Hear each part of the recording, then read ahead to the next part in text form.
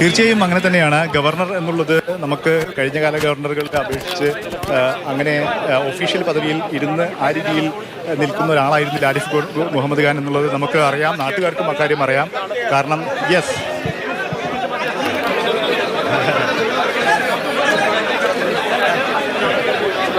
ഇപ്പോൾ വീണ്ടും ഒരു ഹൽവ കടയിൽ അദ്ദേഹം കയറിയിരിക്കുന്നു.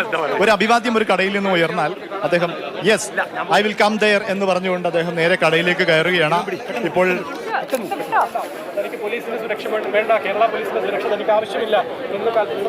അല്ല ഷഹീദ്, ഈ കേറി കടയിൽ നിന്നൊക്കെ അദ്ദേഹം ഹൽവ വാങ്ങിയോ അതോ സമ്മാനമായി കൊടുക്കുകയാണോ കടക്കാർ?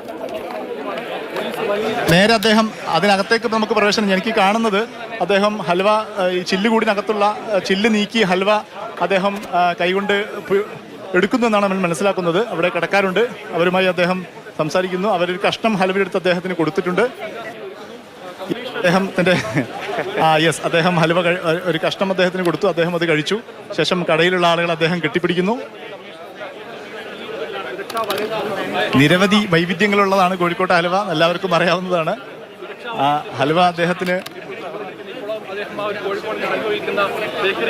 സെൽഫി എടുക്കുകയാണ്. അവർ ഹൽവ കഴിച്ച ശേഷം സെൽഫി എടുക്കുന്നു. ശേഷം അവസരം അദ്ദേഹം നൽകും. തടയണ്ട എന്ന് പോലീസിനും സുരക്ഷാ ഉദ്യോഗസ്ഥർക്കുമൊക്കെ പോലീസ് ഗവർണർ ആ രീതിയിൽ പോകുന്ന വഴിക്കൊക്കെ അദ്ദേഹം പറയുന്നത് നമുക്ക് കഴിയും. അങ്ങനെ ആരെങ്കിലും എൻ്റെ അടുത്തേക്ക് വരാൻ തയ്യാറുണ്ടെങ്കിൽ വന്നുകൊള്ളട്ടെ, ഫോട്ടോ എടുക്കാൻ, സംസാരിക്കാം, അവരുമായി ആലിംഗനം ചെയ്യാം, കൈകോർക്കാം, ആ രീതിയിൽ എന്തിനും.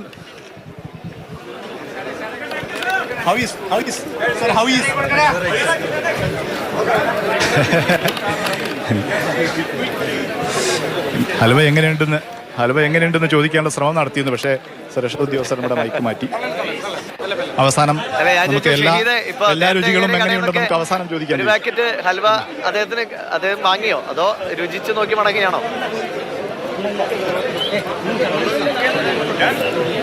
യെസ്, അദ്ദേഹം ഹൽവയുടെ രുചി അദ്ദേഹം ഒരുപക്ഷെ മുൻപ് നോക്കിയിട്ടുണ്ടാവും. പക്ഷേ ഈ കോഴിക്കോട്ടെ അല്ലെങ്കിൽ മിഠായി തെരുവിലുള്ള ഹൽവ നേരിട്ട് ഹൽവ വന്ന് വാങ്ങി കഴിക്കുന്നു. ഓരോ കടയിലും താൻ നേരിട്ട് വന്ന് കയറുന്നു. നിങ്ങളുമായി ഞാൻ എത്രത്തോളം പ്രാപ്യനാണ് എന്നുള്ള സന്ദേശം നൽകുക. ഒപ്പം തന്നെ ഈ ജനക്കൂട്ടത്തിനിടയിലും പ്രതിഷേധമുണ്ടെങ്കിൽ വരട്ടെ, ആരെങ്കിലും തന്നെ നേരിടാനുണ്ടെങ്കിൽ വരട്ടെ എന്നുള്ളൊരു പ്രഖ്യാപനം കൂടി അദ്ദേഹം നടത്തുകയാണ്. ഇതാ കണ്ടില്ലേ, ഈ പ്രതിഷേധം തന്നെ ഇവിടെ കാലുകുത്തിക്കില്ല എന്ന് പറഞ്ഞവർ, തന്നെ ആ രീതിയിൽ തടയുമെന്ന് പറഞ്ഞവരുടെ മുമ്പിലൊക്കെ ഇതാ കണ്ടോളൂ, താൻ ഇതാ SM സ്ട്രീറ്റിലുണ്ട്, വന്ന് തടഞ്ഞോളൂ എന്നുള്ള ആ തരത്തിലുള്ള സന്ദേശം നൽകുക എന്നുള്ള പല വിധത്തിലുള്ള ലക്ഷ്യങ്ങൾ അദ്ദേഹത്തിന് ഈ യാത്രയിൽ, ഈ സന്ദർശനത്തിൽ ഉണ്ട് എന്ന് വേണം നമ്മൾ മനസ്സിലാക്കാൻ. അത് വളരെ ഭംഗിയായി അദ്ദേഹം ഇവിടെ നടപ്പിലാക്കിക്കൊണ്ടിരിക്കുന്നു എന്നുള്ളത് തന്നെയാണ്. ഒരു തരത്തിലുള്ള പ്രതിഷേധവും ഇവിടെ SM സ്ട്രീറ്റിൽ ഇതുവരെ ഉയർന്നിട്ടില്ല, ഒരു ഭാഗത്തൊന്നും ഉയർന്നിട്ടില്ല എന്ന് മാത്രമല്ല അവരെ ആളുകൾ അഭിവാദ്യം ചെയ്യുന്നു. കടക്കാർ, പലതരത്തിലുള്ള കടക്കാരുണ്ട്. ആ കടക്കാർ അദ്ദേഹത്തിനെ സ്വീകരിക്കുന്നു, കടയിലേക്ക് ക്ഷണിക്കുന്നു, അദ്ദേഹം വന്ന് ഹൽവ കഴിക്കുന്നു, സെൽഫി എടുക്കുന്നു. ആ രീതിയിൽ SM സ്ട്രീറ്റുമായി അദ്ദേഹം ഇടപഴകിക്കൊണ്ടിരിക്കുന്നു. അതിൻ്റെ ഓരോ സ്പന്ദനങ്ങളും അദ്ദേഹം ഏറ്റുവാങ്ങിക്കൊണ്ടിരിക്കുന്നു. ഓരോ രുചിയും ഓരോ അനുഭവങ്ങളും അദ്ദേഹം ഏറ്റുവാങ്ങിക്കൊണ്ടിരിക്കുന്നു. തടയാനുണ്ടെങ്കിൽ തടയട്ടെ എന്നുള്ള ഒരു പ്രഖ്യാപനം കൂടി അദ്ദേഹം ഇതിലൂടെ നടത്തുകയാണ് എന്നുള്ളത് തന്നെയാണ്. അതായത് താൻ തയ്യാറാണ് എന്നുള്ള, ഏറ്റുമുട്ടാനാണ് നിങ്ങളുടെ തീരുമാനമെങ്കിൽ ഏതറ്റം വരെയും പോകുമെന്നൊരു പ്രഖ്യാപനം അദ്ദേഹം വിദ്യാർത്ഥി സംഘടനകൾക്കും സർക്കാർ സംഘടനകൾക്കും ഒരുപക്ഷെ മുഖ്യമന്ത്രിക്ക് വരെ നൽകുന്നു എന്നുള്ളത് തന്നെയാണ് നമ്മൾ മനസ്സിലാക്കുന്നത്. അതായത് പ്രത്യക്ഷത്തിൽ SFI ആണ് പ്രതിഷേധ രംഗത്തുണ്ടെങ്കിൽ പോലും സർക്കാർ PS ഗവർണർ എന്ന രീതിയിലാണ് ഇപ്പോൾ കാര്യങ്ങൾ മുന്നോട്ട് പോകുന്നത്. ഇപ്പോൾ നവകേരള സദസ്സിന്റെ പരിപാടികളിലെല്ലാം ഗവർണർക്കെതിരെയുള്ള വളരെ കൃത്യമായ രീതിയിലുള്ള വിമർശനങ്ങൾ ഹൽവ വാങ്ങാൻ ഇറങ്ങിയ ഗവർണർ ഇപ്പോൾ സ്വർണ്ണക്കടയിലും എത്തിയല്ലോ. അദ്ദേഹം അവിടുത്തെ എല്ലാ കടകളും സന്ദർശിച്ച ആളുകളെ കണ്ടേ മടങ്ങുമെന്ന് തോന്നുന്നു അല്ലേ?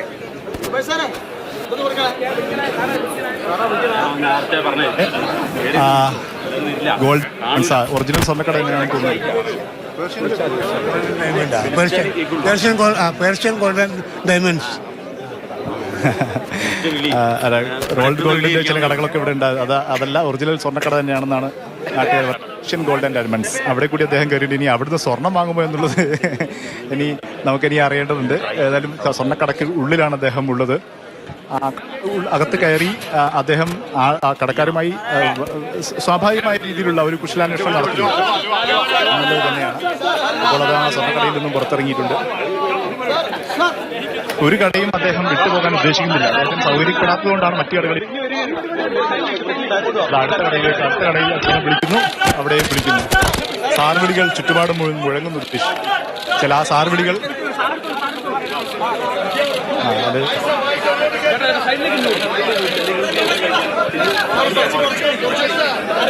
ആളുകളുമായി അദ്ദേഹം സംസാരിക്കുകയാണ്.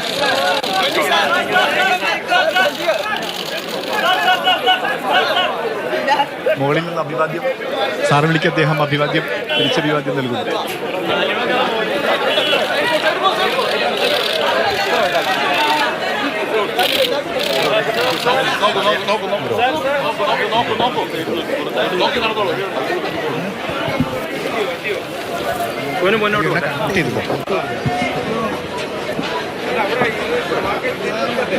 ഷഹീദ് 3:30 സർവകലാശാലയിലെ പ്രോഗ്രാം.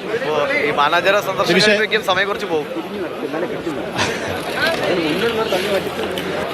ദിവിഷ, അത് അദ്ദേഹത്തിന്റെ ഈ പോക്ക് കണ്ടിട്ട് അദ്ദേഹം ഒരുപക്ഷെ ഒരു സമയത്തൊന്ന് മറന്നുപോയെന്ന് വേണം നമുക്ക് അങ്ങനെ തോന്നുന്നു. കാരണം 3 മണിക്കുള്ള പരിപാടി, അതിനിടയ്ക്ക് അദ്ദേഹം ഉച്ചഭക്ഷണം കഴിക്കേണ്ടതുണ്ട്, യാത്രയുണ്ട് അങ്ങോട്ടേക്കുള്ള. അദ്ദേഹം ഇനിയും ഇപ്പോൾ ഓരോ കടകളും വിളിക്കുമ്പോൾ അങ്ങോട്ടൊക്കെ പോയിക്കൊണ്ടിരിക്കുകയാണ്. അരുണൻ പണ്ടോട്ട് കൂടുന്നുണ്ട്. 2 ദിവസമായി മലപ്പുറത്തുള്ള മുഴുവൻ പ്രതിഷേധങ്ങളും നേർക്കുനേരെ കണ്ടതാണ്. ഇവിടെ പ്രതിഷേധം അരുണെ കാണുന്നത് സ്വീകരിക്കുന്നു. ഗവർണറെ ചുറ്റുപാടും ആളുകൾ അദ്ദേഹത്തെ ക്ഷണിക്കുന്നു, സെൽഫി എടുക്കുന്നു. അത് ചെയ്ത് ഗവർണറുടെ നിലപാട് വ്യക്തമാക്കുകയാണ്. കാരണം അവിടെ നിന്ന് ഇറങ്ങുമ്പോൾ പറഞ്ഞത് ജനങ്ങളെ എനിക്ക് ഇഷ്ടമാണ്, ഞാൻ ജനങ്ങളുടെ നടുവിലേക്ക് ഇറങ്ങുക എന്നത് തന്നെയാണ്. അത് വ്യക്തമാക്കിക്കൊണ്ടാണ് ഗവർണറുടെ സന്ദർശനം, മാനാഞ്ചിറ സന്ദർശനം തുടരുകയാണ്. ഗവർണർ പല കടകളിൽ കയറി ആളുകളുമായി സംവദിച്ച് ആളുകളുമായി സ്വീകരിച്ച് അദ്ദേഹത്തെ അഭിവാദ്യം ചെയ്തു.